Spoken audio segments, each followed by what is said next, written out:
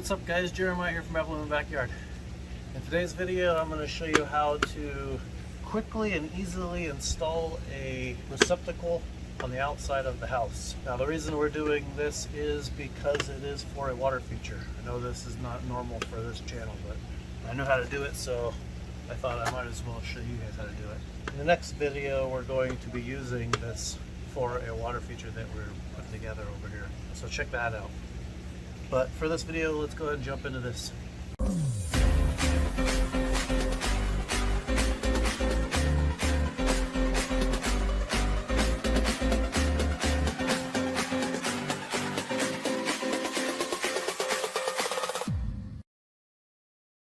Because I am doing this the cheap, easy, and inexpensive way, you're going to need to locate on the outside of the house near a receptacle that's already in place on the inside of the house. For this particular one, there's a receptacle right here on the inside of the house, so between the studs under this window I can just run a jumper to this receptacle.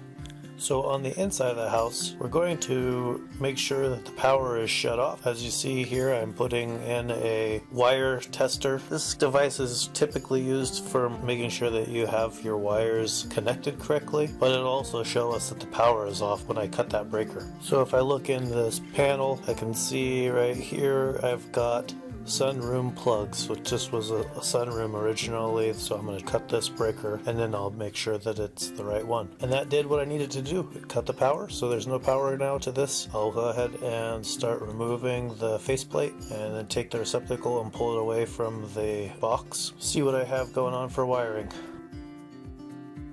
In this particular case, there's wiring running to this receptacle and then away from the receptacle, meaning that all of the locations have been consumed. So I'm going to have to remove a couple of these and then use some wire nuts to connect wires together to extend and also still maintain these connections that are already there. Before I do that though, I'll go ahead and cut my hole on the other side. So in order to figure out where that hole is going to go on the other side, I got to measure where this one is so that I can get close but not over the top of it. So on the other side, I'm going to measure it out, trace around the box, and now I have the space that I need to cut out. Next thing I'm going to do is drill a hole through the siding and then the plywood, and hopefully that's all that's there, it's just those two layers. There usually is some sort of plywood and then some siding. If you have vinyl siding, you're going to have to use a razor blade to cut that vinyl siding. In my case, I actually have cedar siding, so I'm going to drill through the cedar siding and then into the plywood. And then I have to be careful behind that because usually there's going to be some sort of insulation, so I don't want to mess that up too bad. So when I'm drilling this hole, I'm going to slow down when I'm about to break through, when I think I'm going to break through anyways. So the next thing I'm going to do is use my Sawzall, and I'm going to carefully cut through both layers. Again, I'm going to try not to go too deep here. I don't want to mess up the insulation too much.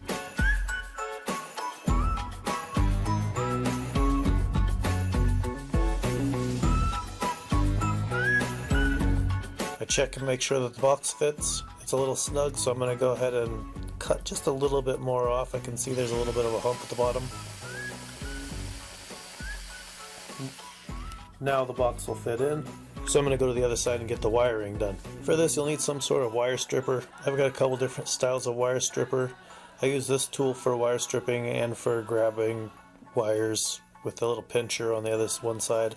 I also cut wires with this. This is a good universal tool and it's not too expensive and it'll do everything you need. But I do have a more fancy pair of wire strippers that I will use more for just stripping wires just because it's so simple. First thing I have to do is pop out a tab in the box that's in the wall. After I pop that tab out, I can push my wire through. I'm going to push this wire through the best I can and try to feed it over towards the hole that I've created on the other side of the wall. Once I've done it close, I'll have to reach my fingers in there and find the wire and then fish it out the other side of that wall.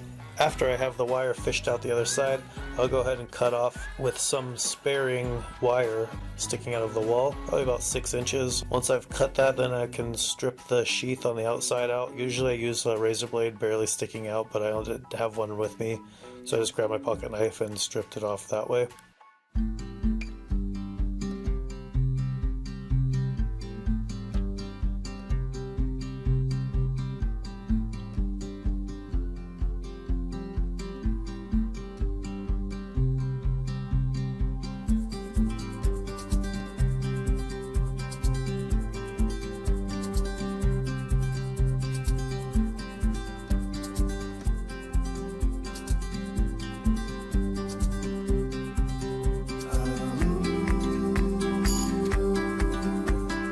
I want to show you what I'm doing up here closer.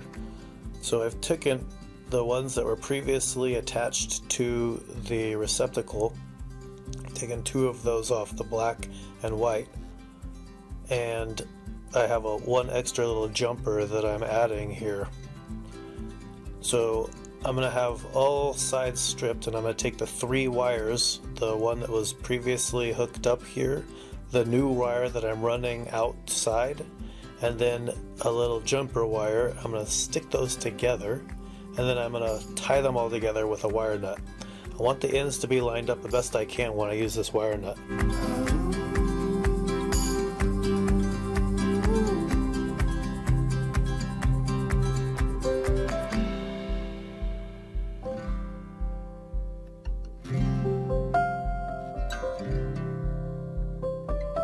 Next thing I gotta do is strip the other end of the white and black wires so that I can hook them to the receptacle.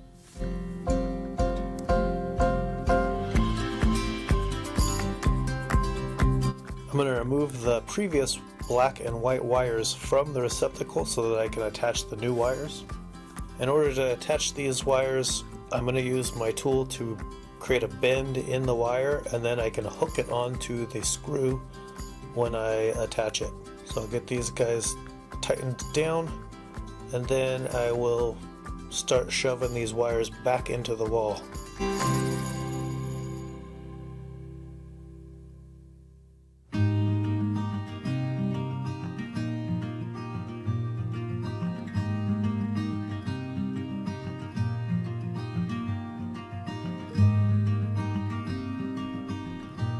Once I get everything packed back in here, I can go and start working on the other side. I'm going to take the box that I'm using on this side, which in this case is a fiberglass box instead of plastic. I've got to feed my wire through this fiberglass box. So I've got to pop a tab out on the fiberglass box so the wire will feed through.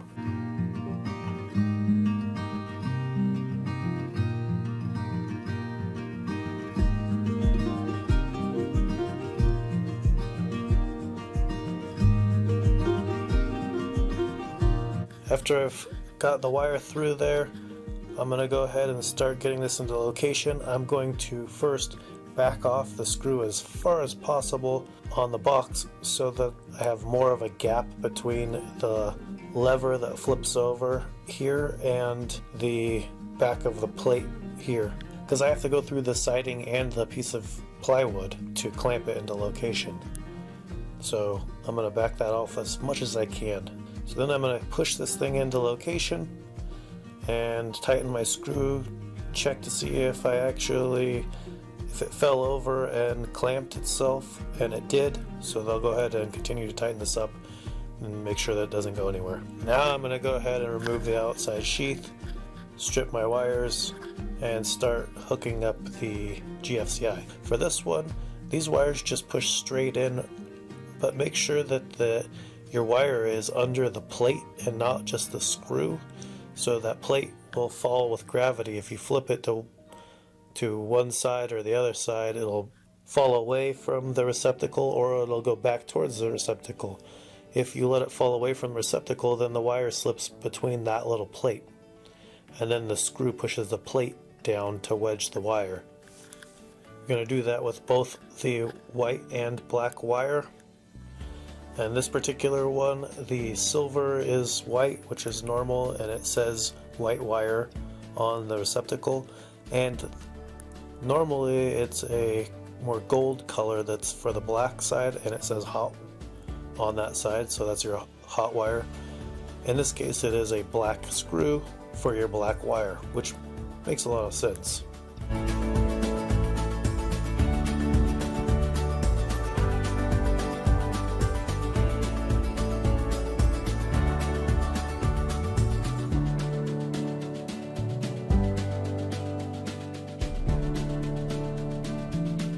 Now, on this guy, I'm going to remove the screws because I'm going to use these screws to hold this entire box on, because this box really is acting like the faceplate on the inside of the house. Through the external box, through the receptacle, and then into the internal box, and hold it all together. And it's got this rubber seal all the way around, so when I squeeze it against the siding, it'll create a water resistant seal.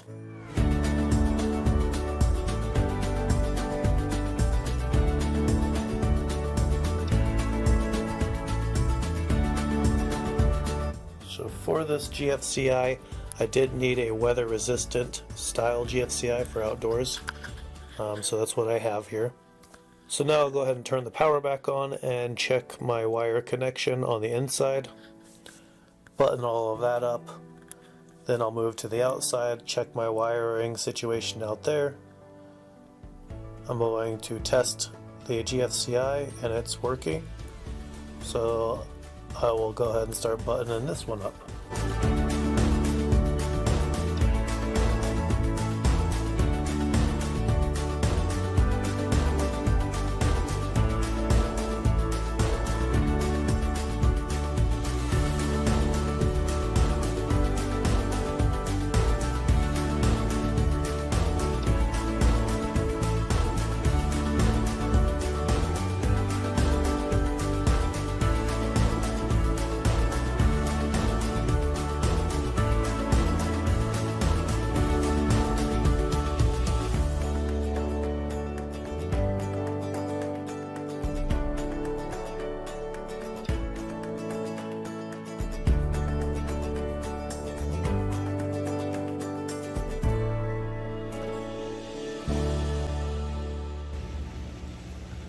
Alright guys, hopefully you liked this video. Hopefully you learned something and made this really simple for you to install. If you did, make sure you give it a thumbs up. Subscribe to the channel so you don't miss the water feature that's coming and all the other great videos that we're making. We'll see you in one of the other videos. Thanks.